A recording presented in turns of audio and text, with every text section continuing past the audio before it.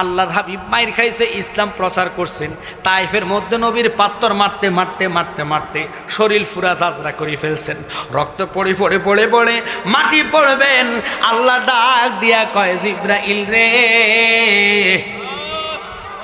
ও জিব্রাইল, সিদরাতুল মুনতাহার বসে থাকো না, আমার হাবিবের কদম মোবারকের কাছে দাঁড়াইয়া বল, আমি আল্লাহ সইতে পারি না, আমি এই মুহূর্তে কিয়ামতটা কইরা দিব। আমার নবী উপরের দিকে তাকায়, আল্লাহ,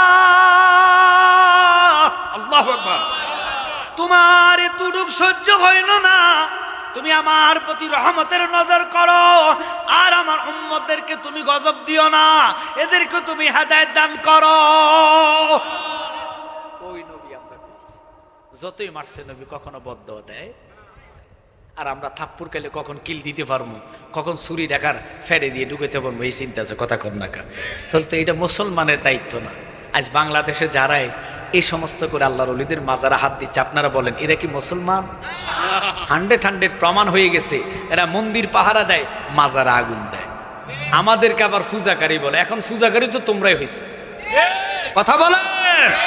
আমরা জিয়ারত করলে বেদাত হয়ে যায়, তাই তোমরা আমাদেরকে ফতোয়া দাও মসজিদে জুতা মেলান, এটা কোন ধরনের জায়েজ? এটা আর বেদাত হয় না, এটা শিরক হয় না, কথা কন না কেন? মসজিদে জুতা মেলানো, জুতার বাক্সা মেলানো, এটা কি বেদাত হয় না? আমরা মিলাদ করলে বেদাত, আমরা নবীর সালাম দিলে বেদাত, কথা কন না কেন? মাজার জিয়ারত করলে আমাদেরকে বেদাত। তোমরা তো আসলে ফতুয়া জানো না, এগুলা গায়ের জোরে ফতুয়া। এই জন্য আমি আগেও বলেছি, ওরে গায়ের জোরে বললে কথা, নবীর প্রাণে লাগে ব্যথা, চিরদিন তুই থাকবি না ভুবনে নিরঞ্জনে, দিবে তোরে দোজকের আগুনে, বলেন ফুড়বে তোরে দোজকের আগুনে নিরঞ্জনে, দিবে তোরে দোজকের আগুনে। আল্লাহু আকবার বলেন। বয়স যখন পড়বে বাটি, সঙ্গী হবে বাঁশের লাঠি, কিছু কিছু কম শুনবি তুই কানে, সেদিন বল কমিবে হাতে পায়,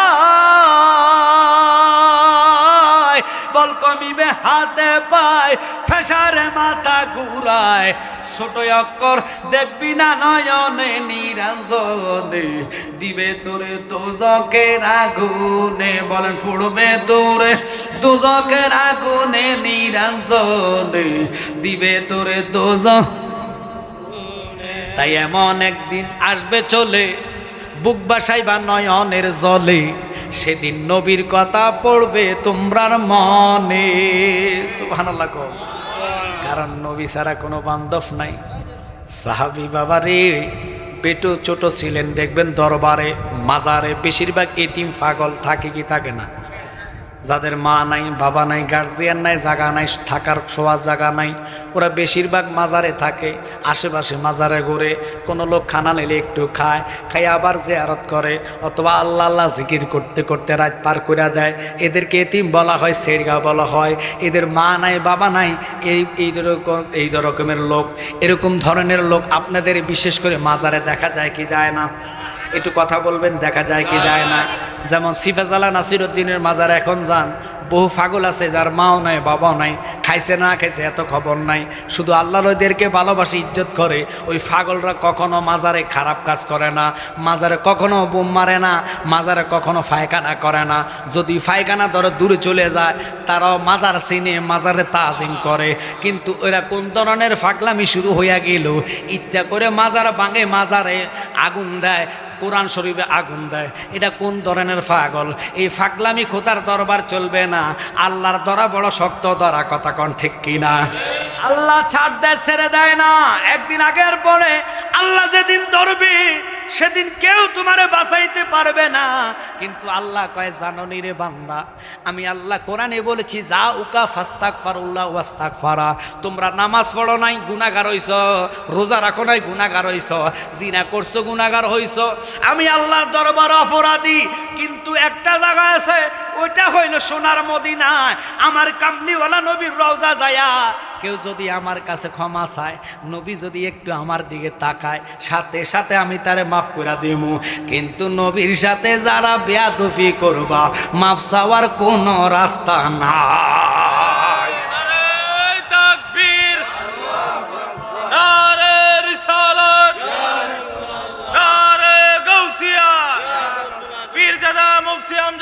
জালালী সাহেব। এদের মরার ভয় নাই, কথা কোন ঠিক কিনা? ওরে জন্মিলে মরণ আছে, মরণ একদিন আগে পিছে, মানুষ একদিন মরিয়া যাইব। ওরে যে মইরাছে একবার তার কি রে আর মরণ আছে রে, যেমন দয়াল নবী মদিনাতে জিন্দা পূর্ণ জন্ম লইয়া, ঠিক কিনা?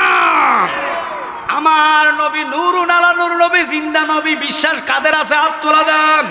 নারে তাকবীর, নারে রিসালাত, আহলে সুন্নাত ওয়াল জামাত জিন্দাবাদ। ইয়া গাউসুল আজম দস্তগীর। ছোট্ট সাহাবী বেটে সেটে, সুন্দর না, চেহারা তো সুন্দর না। নবীর পাশে ছিলেন, আব্বা হারাইলেন ছোটবেলা। কে বাবা কে মা তার জানা ছিল না। জুলাইবিব সাহাবী ছিলেন এত আদরের, এত মায়াবী, নবী যারে অন্তর দিয়া ভালোবাসতেন। একসাথে বলবেন আল্লাহু আকবার। আল্লাহর হাবিবের ভালোবাসায় ছোট সাহাবী যেরকম ছিলেন এরকম সাহাবী ছিলেন ছোট। অর্থাৎ কিছু কিছু লোক বেটে দেখবেন একবারে কারো বুকে পড়ে, এরকম ধরনের বেটে লোক আছে কি নাই? যেমন আপনারা দেখছেন কিনা জানি না, দুবাইয়ের বাদশার ছেলে ছোট একজন বাদশা ছিলেন। ওই আপনার নেটের মধ্যে পাকে পাকে তারে দেখা যায়, ছোট্ট একটা পিচ্ছি বিবাহ করছে অনেক লম্পা মেয়েকে। মেয়ে তারে কোলে নিয়ে হাঁটে, রাগ করবেন না। যেখানে যায় কোলে নিয়ে যায়, গাড়িতে উঠেলে কোলে করে উঠায়, আবার চকিতে উঠেলে কোলে করে উঠায়। এরকম ছোট কালো কুচ্ছিত চেহারা ছিলেন, যাকে বলা হইতো মা বাবা নাই, একবারে কিছু নাই। নবীর প্রেমে এত মগ্ন ছিলেন, নবীর পাশে পাশে থাকতেন, যেদিকে যাইতেন নবীর কাছে কাছে থাকতেন, নবীর চেহারা মোবারকের দিকে চাইতেন। বাজান রে, আল্লাহর হাবিব এত মহাব্বত তারে করলেন। আল্লাহর হাবিব দেখতেছে পাগলটা আমার পাশে পাশে থাকতে থাকতে থাকতে থাকতে অনেক দিন হয়ে গেল, তার কোনো মা নাই বাবা নাই। ও জুলাইবিব, তুই বিবাহ করবে নি? কয় নবী গো, আমার মতন এত ছোট লোক আর নাই, আমার মতন এত পিচ্ছি বেটি লোক আর নাই। আমি বুড়া, একেবারে বয়স্ক নয়, কিন্তু আপনি নবী বিবাহের কথা আমার বলতেছেন গো নবী। ইয়া রাসূলুল্লাহ, নবী গো, আমার আব্বাকে আমার মাকে তা আমি জানি না, আমার থাকার মতন কোনো গণ নাই গো নবী। আপনার দয়া কর্মে আমি ছোট থেকে আস্তে আস্তে বড় হইলাম, কিন্তু আমার চেহারা এত সুন্দর না, নিগ্রুসে আমি আমার দেখতে কালো দেখা যায়। কে আমার মেয়ে দিব গো? আমার নবী কয়, আমি যদি মেয়ে দিই তুমি বিবাহ করবানি। আব্বারা আমার লক্ষ্য করবেন, যারা মদিনাতে বাস করতেন বাজান, ওই মদিনার একজন সাহাবী ছিলেন। তিনি দৌড়াইয়া যখন নবীর কাছে আসলেন, আমার নবী তারে খবর দিয়ে আনতে দেরি। রাহমাতাল লিল আলামিন দয়ার নবী কইছে, তোমার একটা ঘরে কন্যা আছে। সুবহানাল্লাহ। ওই মেয়েটা সুন্দর, আমি তারে সহজ করলাম, বিবাহ দিব। সাহাবী মনে করলেন নবী মনে হয় বিবাহ করার কথা বলছেন। উনি খুশি হইয়া গেলেন, কয় বুঝেছি তুমি কোনটা বুঝছ, আমি বিবাহ করার জন্য বলি নাই। আমার সাহাবী এই ছোট কাটো বেটু, তারে দেখতে এত সুন্দর দেখা যায় না, কিন্তু তার কলিজার মধ্যে আমি নবীর জন্য ভালোবাসা অগাধ। ওই জুলাইবিবের জন্য আমি তোমার মেয়েকে ঠিক করলাম। সাহাবী মনের ভিতরে আঘাত চলে আসলো, নবী যদি বিবাহ করতো তাহলে আমাদের কপাল খুলে যাইতো, কিন্তু নবীর জন্য না। তো নবী বললেন, জুলাইবিবের আব্বা নাই, মা নাই, বংশের কোনো পরিচয় নাই, নিগ্রুর সেও কালো দেখা যায়, এত সুন্দর চেহারা না, কোথায় থাকবে কোথায় কি করবে তার কোনো পরিচয় নাই। তার কাছে কেমনে দিম? ইয়া রাসূলুল্লাহ, নবী গো, আপনি দয়া করে আমারে অনুমতি দেন, আমি আমার বিবির সাথে যুক্তি করে আপনারে খবরটা জানাইমু। একসাথে বলা যায় কিনা? সুবহানাল্লাহ। চলে গেলেন হেঁটে হেঁটে হেঁটে হেঁটে, বিবির গভীর রজনীতে যাইয়া এশার নামাজের পরে রাত্রে ডাক দিলেন, তখন তো মাটির ঘর ছিল রে বাবা, বেশিরভাগ মাটির ঘর, বিল্ডিং ছিল না। এখন না বিল্ডিং 5 তলা 10 তলা ফাউন্ডেশন দিয়ে করে, কিন্তু এসব বিল্ডিংও থাকবে না, সবাই একটাই জায়গার মালিক হবেন, যেটা হলো মাটির ঘর 3.5 হাত, ঠিক কিনা? এই জন্য শায়েখ বলে একদিন মাটির ভিতরে হবে ঘর রে মন আমার, কেন বান্দ দালান ঘর রে মন আমার, কেন বান্দ দেহ তোমার চোর মচড় গলে পচে যাবে, শিরার উপর শিরাগুলো ছিন্ন ভিন্ন হবে, ঠিক কিনা? ওই ভয়টা মানুষের নাই। যত বড় বিল্ডিং এর মালিক হন না কেন, একটা ইট আপনার সাথে যাবে না, কিন্তু প্রত্যেকটা ইটা বালুর হিসাব নিব কে? আল্লাহু আকবার বলেন। উপায় দেখি না, সন্তানের জন্য করলেন, এই সন্তান আপনার হিসেবের জন্য কবরে যাবে না, বিবি যাবে না, মা যাবে না, ভাই যাবে না। কেন গো? নবী নবী করি জানেননি? নবী কয় উম্মত তোর কাছে আমি টাকা চাই না, তোমার কাছে আমি সম্পদ চাই না, তোমার কাছে বাড়ি গাড়ি আমি চাই না, শুধু ইমানটা লইয়া যদি কবরে আসতে পারো, তোমার বিসমিল্লাহি ওয়া আলা মিল্লাতে রাসূলিল্লাহ, আমার মিল্লাতে দিতে দেরি গো। মানুষ 40 কদম যাওয়ার আগে আমি নবী তোর কবরে হাজির হইয়া যাইবা। তাকবীর, নারে রিসালাত, আহলে সুন্নাত ওয়াল জামাত, নবী ওলি যেখানে, পীরজাদা মুফতি আমজাদ হোসেন জালালী সাহেব। ওরে আসি গো ডুবে আমি ফাফেরি সাগরে, না জানি কি হবে কবরে হাসরে, তোমারি সুপারিশ বিনে, তোমারি সবাই বলেন বিনে কেমনে হব পার কবরে হাসরে, কি হবে আমার কবরে হাসরে, কি হবে আমার। আল্লাহর হাবিব রাহমাতুল লিল আলামিনের কথা সাহাবী নিজের বিবির কাছে শেয়ার করতেছেন, বিবি তোমার কাছে একটা কথা বলার জন্য আসলাম, এই রাত্রে বলবো, ওঠো।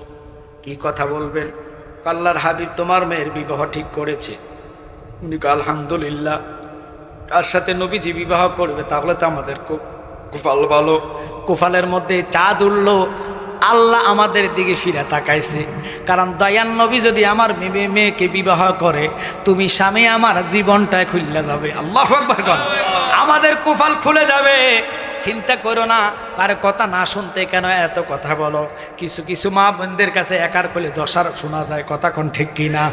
ওই মহিলা বলতেছে ওনাকে বলার সুযোগ দেয় নাই, পরে উনি বলে এত খুশি হইও না, তোমার মেয়ের জন্য উনি বিবাহ ঠিক করছে একজন সাহাবী, ছোট একবারে নিগ্র, যার কোনো বংশের পরিচয় নাই, যার কোনো ঠিক ঠিকানা নাই, জায়গা নাই, ঘর নাই, কোথায় থাকবে কোথায় খাবে, এত বেটু, তার মতন বেটু আর মানে একই মদিনাতে নাই। বিবি রে, ওর নাম হইল সাহাবী ছোট জুলাইবিব।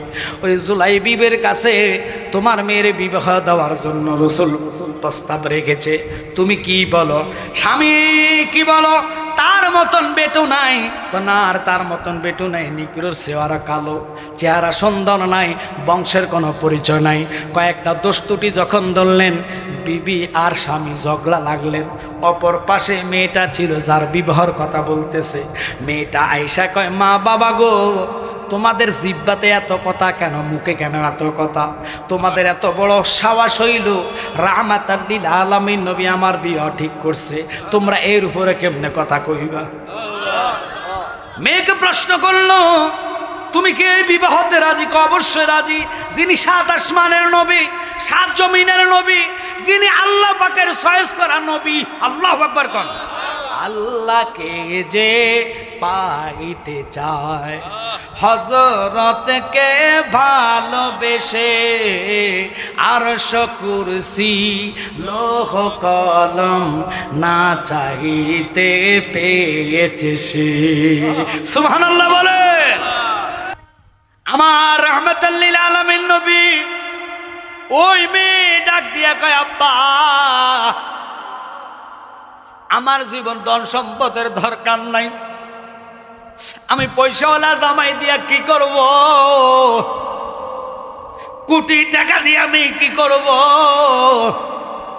এই জুলাইবিবকে বিয়া করলে যদি রাহমাতুল লিল আলামিন নবী আমার প্রতি রাজি হয় গো, আমি এই মেয়ের জীবনটা ধন্য হইয়া যাইব। বাবা আমি এখানে সারা বিয়া করতাম না, যেখানে নবী রাজি সেখানে অবশ্যই আল্লাহ রাজি। সুবহানাল্লাহ। মেয়েটার একিন বিশ্বাস কেমন হইল, মেয়ের আব্বা কান্দে, মা কান্দে, মেয়েটা মনে পাগল হয়ে গেছে। আদৌ তো মেয়ে পাগল হয় নাই, কারণ যার ভালোবাসার উপরে ভালোবাসা নাই, যেই নবীর জন্য আল্লাহ নিজে পাগল। এই জন্য আমরা কই, ওরে এমন একজন লাইলি আছে বাজান, মজনু নিজে পাক আল্লাহ, তোমরা কি তার নাম জানো গো, মুহাম্মদ রাসূলুল্লাহ, আউয়ালে আখেরে নবী, জাহেরে বাতেনে গো নবী। চাই কি চাই না? আউয়াল আখের জাহের বাতেন ইয়া রাসূলুল্লাহ নবী গো, আমাদের ইকান, আমাদের বিশ্বাস, ইমান, আপনি রাহমাতাল লিল আলামিন নবী আজকের মাহফিলে হাজির আছেন। এই নয়া ফাতারিয়ার আশেপাশে যতগুলো গ্রাম আছে, অনেক দূর দ্বারা যত রসুলের আশেকান জাকেরান মা বোনেরা সহকার এক নজরে তাকায় রয়েছে গো নবী। আজকের এই ভালোবাসা নিয়া তুমি দয়াল নবীর রহমতের নজর আমরা চাই গো নবী। এবার মেয়ের আব্বা কয়, বিবি কেঁদো না, তোমার মেয়ে যা বুঝে ভালোই বুঝে, চলো দুজন যাই রাহমাতাল লিল আলামিন নবীর দরবারে। নবীজির দরবারে যাই। এক নবী গো, আমার পেটের সন্তান কন্যাকে বুঝানো লাগে নাই, আপনি কি রহমতের দয়ার নজর রাখছেন। এক বাক্যে আমরা তার কাছে বলা লাগে নাই, সে এই ছেলের ছাড়া বিবাহ করতো না। আল্লাহর হাবিব খুশির খবর বলে দুজনকে এক পাশে বসাইলেন। বসানোর পরে এবার রাহমাতাল লিল আলামিন নবী কি করলেন জানেননি? দুইজনকে বসাইয়া জায়গার মধ্যে কলমা পড়াইয়া বিবাহ করাইয়া দিলেন। বিবাহ সম্পন্ন হইতে দেরি, বাসর করার আগে নবী দাঁড়াইয়া কয়, কে কে আসো যুদ্ধের ময়দানে যাইতা? জুলাইবিব বিবার পোশাকটা লইয়া দাঁড়াইয়া কয়, নবী গো, যদি আপনি আমার কবুল করেন। পৃথিবীর নজিরবিহীন কোন লোক বাসর ঘর থুইয়া যুদ্ধে যাবে না, ঠিক কিনা? জুলাইবিব কই, ইয়া রাসূলুল্লাহ নবী গো, আল্লাহ দেওয়া সুযোগ আর পাইতাম না, কিন্তু নিজের সুযোগ বহু আছে, আপনি নবী বিবাহ করাইছেন, যুদ্ধ যেহেতু যাওয়ার জন্য আপনি রাহমাতাল লিল আলামিন নবী বলেছেন, এক নম্বর আমারে কবুল করেন। আমার নবী কয়ে, যাও যুদ্ধ করার জন্য চলে যাও, ইসলামের জয়ের জন্য। জুলাইবিব চলে গেলেন, যুদ্ধের ময়দানে যুদ্ধ শুরু হয়ে গেলেন। এক এক করে কাফেরদেরকে জাহান্নামে পাঠাচ্ছেন, এক এক করে কাফেরদেরকে জাহান্নামে পাঠাচ্ছেন। বাজান একটু খেয়াল করবেন, মনোযোগ নিয়ে বসে যান রে বাবা। কিসের দুনিয়া, কিসের ভালোবাসা, কিছুই নিতে পারবেন না, এটা আপনাদেরকে বলে যায়। মরণ যার পিছে আসবে সে মৃত্যুর স্বাদ গ্রহণ করে দুনিয়া ছাড়তে হবে। ধন সম্পদ কিছু যাবে না, যদি নিতে হয় একটাই কারণ, ইমান। ইমান যদি থাকে আমলের দাম পাবেন, আর ইমান যদি থাকে সব দুনিয়ার মানুষ পর হইয়া যাবে। নবী আপনার আপন হইয়া কবরে দাঁড়াইয়া যাইব। ওই নবীর ভালোবাসা নিয়ে আজকে আপনারা বসছেন, নবীর মোহাব্বত নিয়ে আপনারা বসছেন।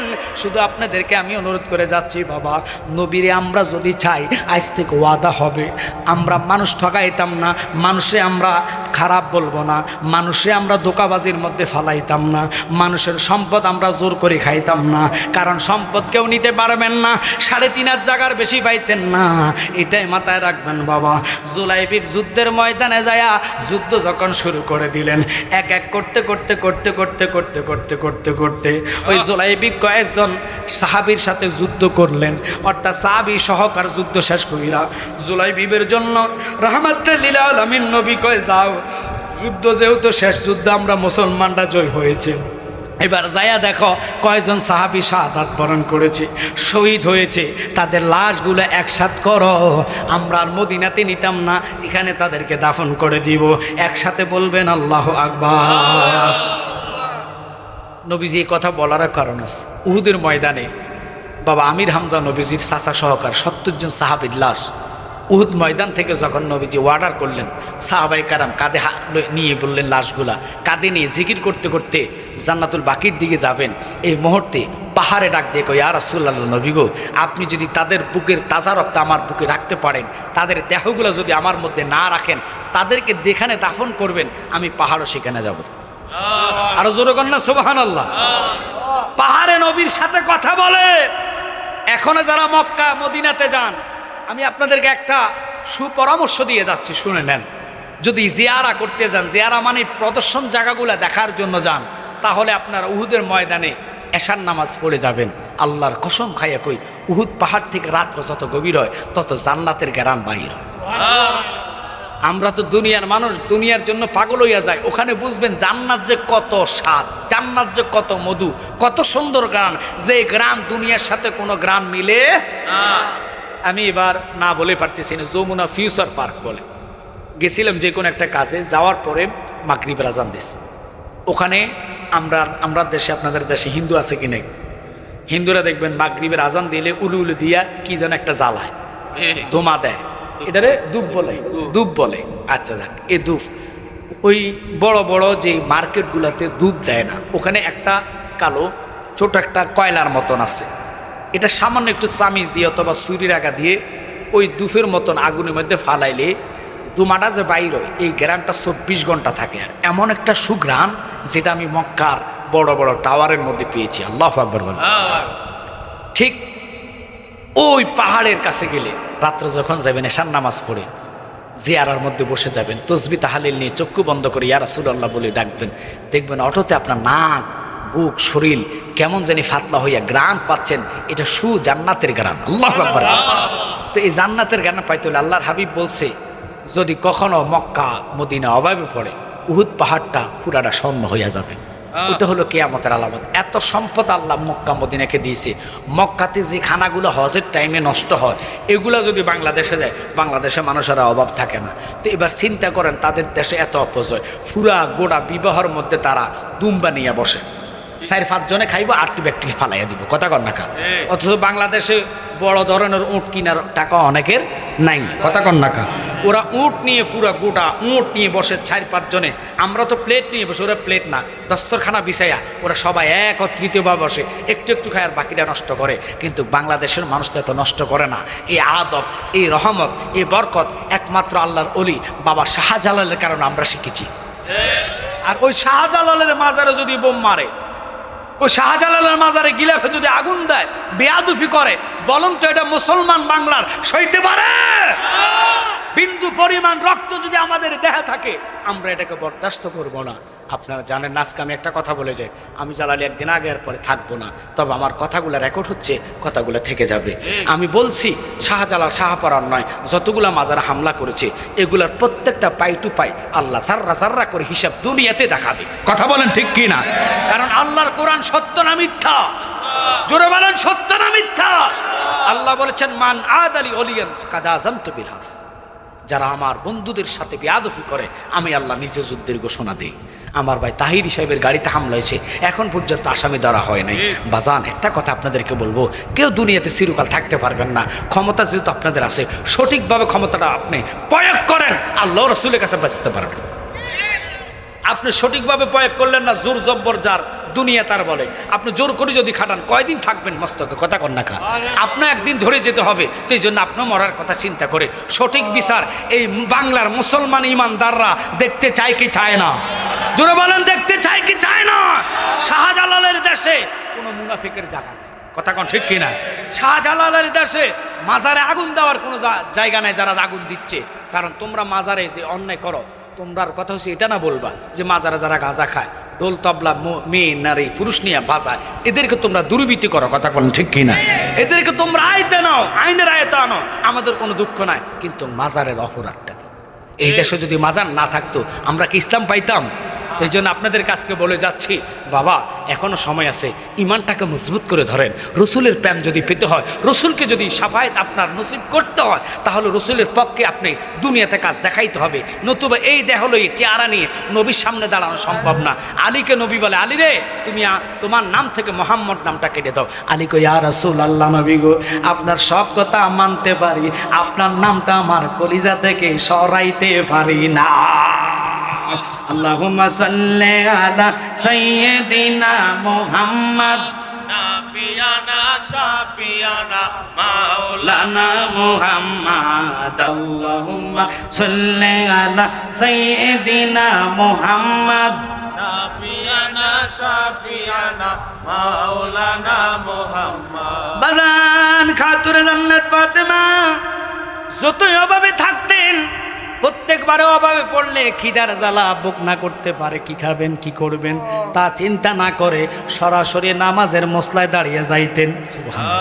আর আমরা এই নামাজের সময় হলে আমরা নিজে অবজ্ঞা করে দূরে রাখি।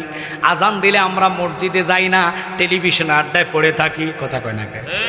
আমরা আজান দিলে বাজারে ঘাট নিয়ে ব্যস্ত থাকি, খেতে খামারে খেত দিয়ে ব্যস্ত থাকি। কিন্তু মাওলা আলী এমন আলী ছিলেন বাবা, জিলি পায়ের মধ্যে তীর ঢুকলেন, একসাথে কোন আল্লাহু আকবার। তীর ঢুকার পরে যুদ্ধ করতেছে, আমার নবী ডাক দেয়, আলী যুদ্ধ করা লাগবে ইসলামের বিজয়ের জন্য। কিন্তু আলী যতই ব্যথা পাও না কেন, আমি নবী বললাম তোমার জন্য নামাজ মাফ না। আলী রে চোখের ইশারা, আলী নামাজ আদায় করো। কিসের ইশারায়? ইশারা, নামাজ বাদ নাই। আর আমরা ইচ্ছাকৃতভাবে কত নামাজ চা দোকানে টিভির সামনে ফালাইয়া দিছি। কথা কর না? বন্ধুরে হাঁটতে হাঁটতে বাজারে গেলাম, আসর আজান দিল, নামাজের কথা স্মরণ নাই। চা দোকানে চা খাচ্ছি, মাগরিবের আজান দিচ্ছে, কত নামাজ কত জায়গায় হেলা শেষ করে ফেলছে।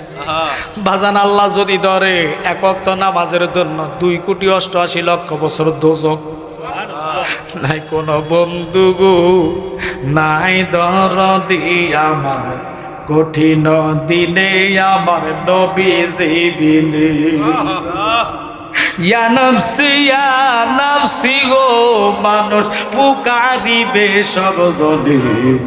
নাই কোন বন্ধু গো, নাই দরদি আমার, কঠিন দিনে আমার নবীজি বিনে। কি করবেন এই দুনিয়াদারি দিয়া? মানুষ দুনিয়ার জন্য স্টক করে, দুনিয়াদারি টাকা পয়সার জন্য, গাড়ি বাড়ির জন্য পাগল হইয়া যায়। আমার রাহমাতাল লিল আলামিন নবী নিজে 3 দিন না খাইয়া ফাতেমার বাড়ির মধ্যে গেলেন। আল্লাহু আকবার বলেন। খাতুনে জান্নাত আটা বেলতে সিনাগুলা ধরতেন। এখন তো গুড়ি রেডিমেড পাওয়া যায়। কথা কন না? রেডিমেড বুঝছেন? তৈরি করা পাওয়া যায়। তখনকার গম চিনেন? ওই গম বাড়তে আটার রুটি করতেন। খাতুনে জান্নাতের ঘরে 3 দিন খানা নাই। নবী যাইয়া দেখতেছে নাতিরা খিদার জ্বালা উঠানের মধ্যে গড়াইয়া কাঁদে। নবীর কান্না দেখিয়া সাহাবায়ে কেরাম সহ কাঁদে। নবী নিজে গেলেন রুটি খাওয়ার জন্য, কিন্তু নবী দেখে নাতিরা গড়াইয়া কান্দে।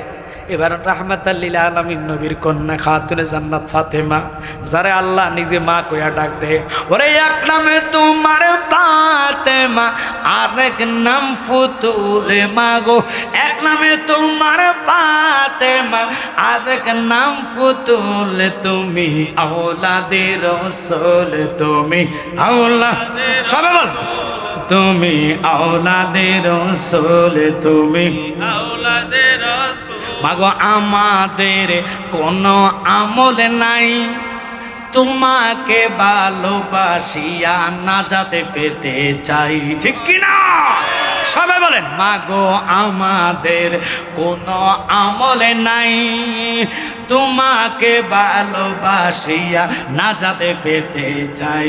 বলেন যাদের বাবা আল্লাহ তাআলা, যাদের বাবা আল্লাহ তাআলার সৃষ্টি কুলের মূল তুমি, আওলাদে রাসূল তুমি, আওলাদে রাসূল। এক নামে তোমার ফাতেমা, আরেক নাম ফুতুল মাগো।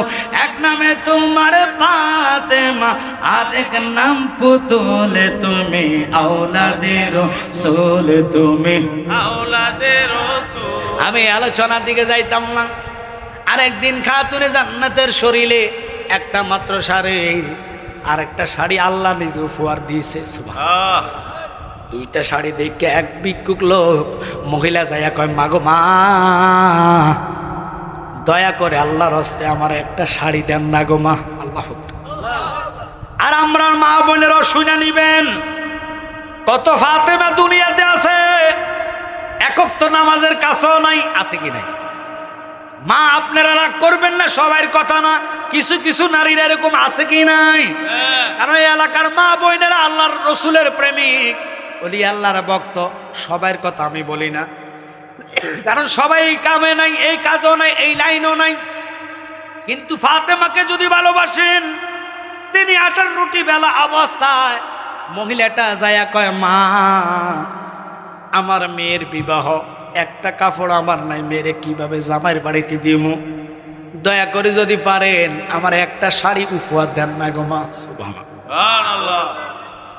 ওনার পাড়ার মধ্যে একটা শাড়ি ছিলেন, উনি নতুন শাড়িটা পয়রা ফরারটা খুললেন, মহিলাকে দিবেন, দরজার কাছে এসে আবার কি মনে করে ভিতরে ঢুকলেন। ঢুকা কো, আল্লাহ তুমি না বলছো যারে দান করা সে যেটার প্রতি খুশি হয় ওটা তারা দান করা লাগে। আর আমরার ফকিরে যদি গো 10 টাকা দেন, চেহারা কালা হইয়া যা। কথা কোন টাকা? যদি গো বাবা 10 টাকা দান করেন, চেহারা কালা হইয়া যায়। আর হবিগঞ্জে বড় বড় নাস্তার হোটেলে নাস্তা খাইতে দেরি, টিস্যুটা আইনা দিলে ছেলে এত খুশি হয়, যাওয়ারটা আমি 20 টাকা বকশিস করে। কি করে? টিস্যু দিছে আপনার, এটা আপনার ফাও না, হাত মুছবেন কি দি, কি নুঙ্গি দি মুচা লেবেন নাই? কথা কন না করে, আপনি এটা ফাও না, এই জন্য আপনার টিস্যু দিছে, এটা তার ডিউটি। কথা কন না। ওই যে স্যার কইছে যে এত খুশি গেছে গা, স্যারের লগে কলজা কইলা গেছে, 20 টাকা পকেটে তাহারাটা বাইরো নাই, সে টাটকাটা বাইরো। আর মসজিদে দান বাক্সার দিতে হইলে হারাসিরেটা বাইর করে, যাতে এটা না চলে। কথা কন না। আমি কি বানাই করতেছি কথাগুলা? দেখবেন জুমার দিন টাকা যে কালেকশন করে বেশিরভাগ হারাসিরেটা, যেটা পকেটের মধ্যে আনে না এটার দিয়ে দেয়, যেটার পকেটে থাকে লাভ কি, এটা তো লাইটকে সাইডকে ফাইটকে হয়ে গেছে গা, এটা চলতো না, কেউ নিত না, এটা মসজিদে দিয়ে দিন না। আল্লাহকে কেন ঠগাইবেন? মসজিদে দান করবেন পরিষ্কার মনে, পরিষ্কার টাকা। কথা কথা। কিন্তু আমরা এটা না করে আমরা করি কোন জায়গায়? দানের মধ্যে সোয়াব আছে, বকশিসে 1 টাকা সোয়াব। কেন হুজুর? এই জন্য বকশিসে সোয়াব নাই। বকশিসটা তো আপনি দান করেন না, এটা তার কর্মের খুশি হইয়া দিছেন। কথা কথা। আল্লাহ কয় তার কর্মের খুশি হইয়া যেভাবে দান করছো গো, আমার ঘরে আইসা নামাজ পড়া খুশি হয়ে যদি দান করতে পারো, আমিও খুশি হইয়া তোরে জান্নাত দান কইরা দিবা। কখনো তোমাকে যদি ভুলি, হেদায়েতের আলো জেলে নিয় কাছে তুলি, চাই দিও ও গো প্রভু, চাই দিও ও গো প্রভু, তুমি দয়াবান, তুমি রহমান, তুমি মেহের। সবাই বলেন তুমি রহমান, তুমি মেহের। বলেন অন্ধ গাহে না কবু তোমারি গুণগান, বোঝে বোঝে না কবু শান, তুমি রহমান, তুমি মেহের। ওই রহমতুল্লিল আলামিন নবীর কন্যা মহিলাটাকে নতুন শাড়িটা দান করে দিয়েছে। ইনি হলো ফাতেমা জহরা, যিনি একটা শাড়ি ছিল যেটা আল্লাহ দিছে জান্নাত থেকে। সুবহানাল্লাহ। এবার শরীরের মধ্যে 72টা তালি দেওয়া শাড়ি, আল্লাহু আকবার বলবেন না? কার? আরো খাতুনে জান্নাত, তিনি কে? 8টা জান্নাতের সরদারিনী, যার বিবাহ আল্লাহ নিজে আলীর সাথে ঠিক করেছে। সুবহানাল্লাহ। এটা দুনিয়ার কারো সিদ্ধান্ত না। ও ফাতেমা, মন কেন বেজার করো? তুমি জানো নি তোমার এই ঘটক স্বয়ং আল্লাহ।